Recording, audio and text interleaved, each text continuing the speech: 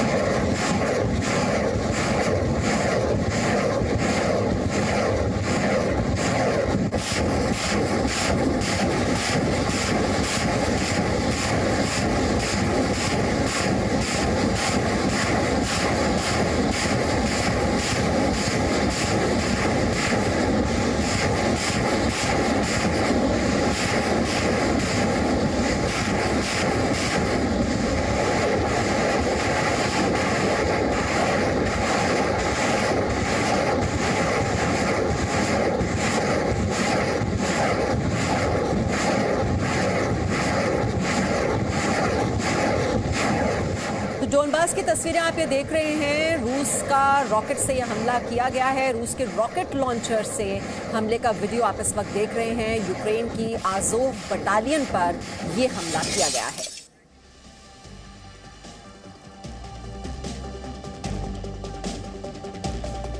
और तबाही का मंजर हर शहर में दिखाई दे रहा है। हर तरफ दिखे हैं सिर्फ जले हुए टैंक, सेना की गाड़ियों को भारी नुकसान हुआ है। तो ये तस्वीरें भी हम लगातार आप तक पहुंचा रहे हैं। सेना की गाड़ियों को भारी नुकसान, जो सैन्य वाहन हैं वो किस तरह से तबाह किए जा रहे हैं। दोनों सेनाओं की ओर से हम देख रहे हैं ये वार और पलटवार, और इस बीच युद्ध से जो तबाही हो रही है उसकी तस्वीरें लगातार हम आप तक पहुंचा रहे हैं।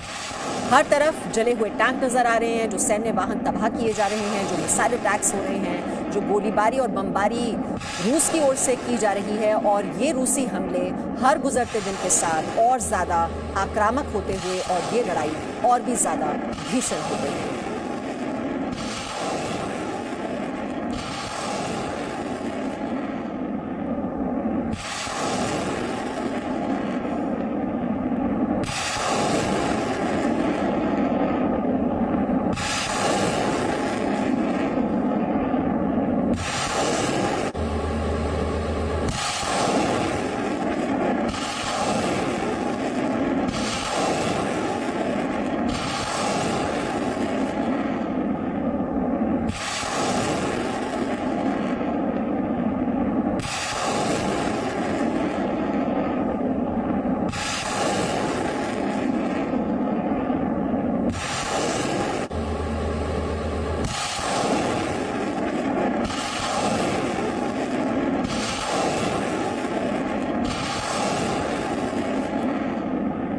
लगातार ये मिसाइल अटैक्स हो रहे हैं और बमबारी भी जारी है, गोलाबारी भी हो रही है। यूक्रेन के कई शहर बर्बाद हो गए हैं। हवाई हमले में हजारों घर भी तबाह हो गए हैं। और यूक्रेन की ओर से तो दावा किया जा रहा है कि उनके नागरिकों को भी निशाना बनाया जा रहा है, उनकी जान भी जा रही है। रूसी हमले में एक व्यक्ति की मौत की जानकारी मिल रही है।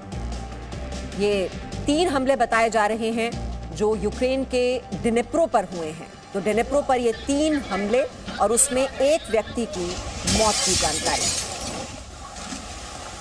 और ज़ेलेंस्की ने एक बार फिर से रूस को जवाब देने की बात कही है। और इस सब के बीच यूएन ने मदद का आह्वान भी किया है। तो आप ये देख रहे हैं तबाही का मंजर, गोलीबारी, बमबारी। आज दोनों देशों के बीच युद्ध का ये 16वां दिन और 3 दौर की बातचीत भी हो चुकी है दोनों देशों के बीच। लेकिन जो डिप्लोमेटिक लेवल पर अगर हम बात करें तो कोई सकारात्मक पहल होती हुई नहीं नजर आ रही है। एक मानवीय कॉरिडोर की जरूर बात हुई, लेकिन यूक्रेन की ओर से ये भी दावा किया जा रहा है जो ह्यूमैनिटेरियन कॉरिडोर है उसको भी टारगेट करने में लगा हुआ है रूस। यूक्रेन के डिनेप्रो पर ये 3 हमले, उसी का वीडियो आप इस वक्त देख रहे हैं।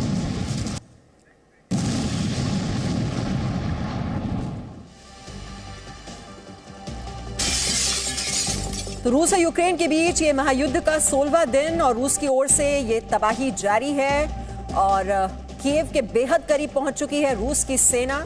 आपको बता दें, अमेरिका की ओर से दावा किया जा रहा है कि 24 घंटे में 3 मील की दूरी और तय कर ली गई है। 15 किलोमीटर दूर बताई जा रही है रूसी सेना। ये अमेरिका की ओर से दावा किया गया है। जो सैटेलाइट इमेजेस जो दिखाई दे रही हैं उसके आधार पर अमेरिका की ओर से यह दावा कि पहले जो दूरी 30 किलोमीटर बताई जा रही थी कि कीव से लगभग 30 किलोमीटर की दूरी पर है रूसी सेना और उसके जो टैंक हैं वो कीव की तरफ बढ़ते हुए नजर आ रहे थे। वो तस्वीरें भी हमने आपको दिखाई थी। 64 किलोमीटर लंबा सैन्य काफिला बताया जा रहा था और अब ये दूरी रह चुकी है 15 किलोमीटर की।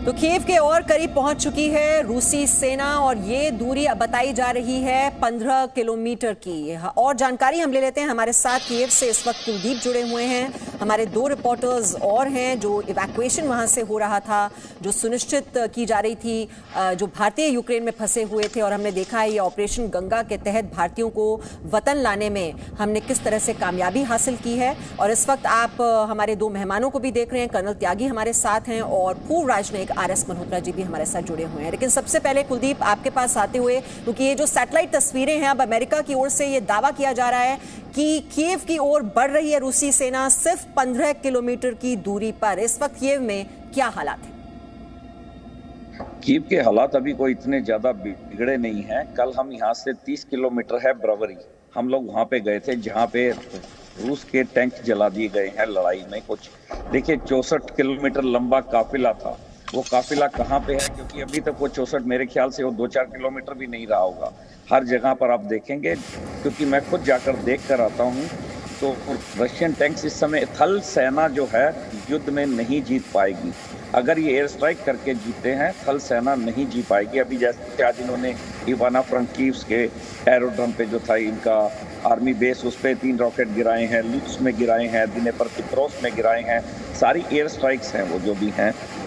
लेकिन थल सेना अभी तक यहाँ, अभी देखिए कोई भी जगह अगर आप ध्यान से उसको देखेंगे तो किसी भी जगह पर कब्जा नहीं हो पाया है। एक छोटी सी खेरसोन के पास जगह है जिसके ऊपर कब्जा बताया जा रहा है। बाकी युद्ध चल रहा है, लेकिन 16वें दिन भी कब्जा नहीं कर पाए हैं किसी भी शहर के ऊपर, चाहे वो सुमी हो, चाहे वो खार्किव हो। इनको 16 दिन अगर कीव तक आने में भी लग चुके हैं, अभी तक किसी जगह पे इनका कब्जा नहीं है। आगे क्या होगा ये मैं नहीं बता सकता हूँ, लेकिन अभी तक कब्जा नहीं है, युद्ध चल रहा है। और थल युद्ध में ये लोग नहीं जीत पाएंगे। ये एयर स्ट्राइक्स जो कर रहे हैं इन्हीं का इनको बेनिफिट मिल सकता है, अदरवाइज ये थल सेना नहीं, क्योंकि हर आदमी, आम आदमी यहाँ पर इतना जज्बा है लड़ने के, लोकल्स लड़ने को तैयार बैठे हुए हैं। नहीं जीत पाएंगे ये लोग, नहीं जीत पाएंगे, अभी नहीं जीत पाएंगे। ठीक है, इस पे मैं कर्नल त्यागी से भी कमेंट लूंगी कि ये रूसी सेना की जो स्ट्रैटेजी है, ये जो अटैक्स हैं, ये इतनी धीमी गति से होते हुए क्यों दिखाई दे रहे हैं। लेकिन उससे पहले एक अपडेट आपसे भी ले लेते हैं अमित प्रकाश, क्योंकि जो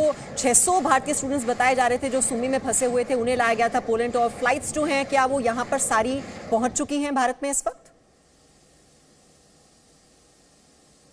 मेरे पास 3 अपडेट्स हैं आपको देने के लिए। सबसे पहले तो भारतीय छात्रों को लेकर सुमी से एक पूरा इवैक्यूएशन ऑपरेशन जो चला था, और उस ऑपरेशन के तहत जो 600 भारतीय छात्र लाए गए थे वेस्टर्न यूक्रेन की सीमा से, वो उन छात्रों को लेके भारतीय विमान इस वक्त दिल्ली पहुंच चुका है। और अब इस वक्त जो अपडेट है, वो तीनों ही विमान इस वक्त दिल्ली पहुंच गए हैं। और एक तरह से कहा जाए कि कंप्लीट इवैक्यूएशन, ऑपरेशन गंगा के तहत जो इवैक्यूएशन यहाँ से लगातार हो रही थी भारतीयों को लेके, वो पूरी हो चुकी है। ये अपडेट है भारतीयों के वहाँ पहुँचने के लिए। दूसरा अपडेट मैं आपको बताना चाहूँगा, जैसा कुलदीप अभी कह रहे थे, कीव जो शहर है वहाँ पिछले कुछ 2-3 दिनों से शांति नजर आ रही है। ऐसा लगता है जैसे सब कुछ शांत है, लेकिन जो इमेजेस जिन इमेजेस की हम लगातार बात कर रहे हैं, कीव शहर के ईस्टर्न जो कॉरिडोर्स हैं, ईस्टर्न जो इलाके हैं, वहां के 2 पैरेलल रूट से लगातार रशियन ट्रूप्स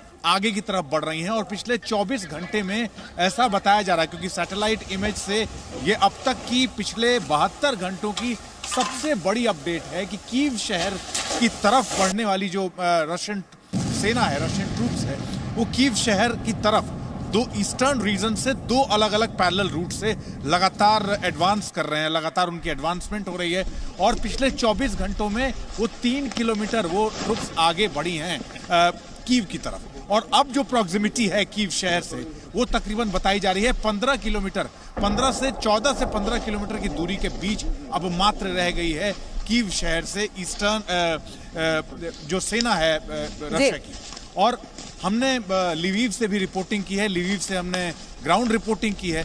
तो जो शरणार्थी हैं लिवीव में, अब इस तरफ आने वाले जो लोग हैं, क्योंकि जो वेस्टर्न रीजन है यूक्रेन का, वो वेस्टर्न रीजन जहां इस वक्त सबसे ज्यादा शरणार्थी पूरे यूक्रेन से मौजूद हैं, अब वहां पर बेचैनी थोड़ी ज्यादा बढ़ गई है, क्योंकि ठीक है अमित एक अपडेट और कुलदीप से भी ले लेते हैं। कुलदीप, जैसा आप बता रहे थे कि 15 किलोमीटर दूर रूसी सेना, लेकिन उस तरह की हलचल अभी आपको कीव में महसूस नहीं हो रही है। ये एक टफ रेजिस्टेंस मिलने वाला है रूसी सेना को, क्या इसी डर की वजह से ये जो रफ्तार है वो धीमी है? बिल्कुल बिल्कुल आप ठीक कर रहे हैं, क्योंकि रफ्तार बहुत धीमी है। मैं ब्रवरी जहाँ पे कल ये लड़ाई हुई है, जहाँ पे टैंक्स वगैरह उनके भी जले हैं, इनके भी लोग मरे हैं, वहां पर मैं अंदर तक गया हूं, तो मुझे ऐसा नहीं लग रहा। कुछ एरिया के बाद उन्होंने जाना बंद कर दिया था, जैसे अभी एक इरपिन एक जगह है जहाँ पे कई दिन से लड़ाई चल रही है, एक छोटी सी जगह है इरपिन, आज तक उसका रिजल्ट नहीं निकला है दोनों तरफ से। बहुत छोटी जगह है वो, कीव के बिल्कुल पास में ही है, 30 किलोमीटर सेंटर से हमारे है वो। कोई रिजल्ट अभी तक नहीं आया। खार्किव की लड़ाई का, जो कि बॉर्डर बिल्कुल साथ में लगता है रशिया के, कोई रिजल्ट नहीं आया। उधर सुमी जो बिल्कुल साथ में है, कोई रिजल्ट नहीं आया।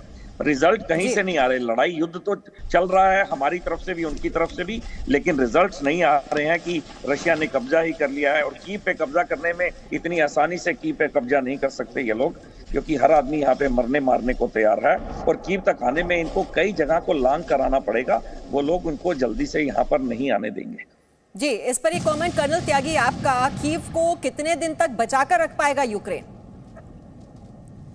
देखिए, आपके रिपोर्टर ये कह रहे हैं कि 15 किलोमीटर दूर रह गया है। अमेरिकन इंटेलिजेंस ने कहा कि सेंटर ऑफ यूक्रेन से 15 किलोमीटर दूर।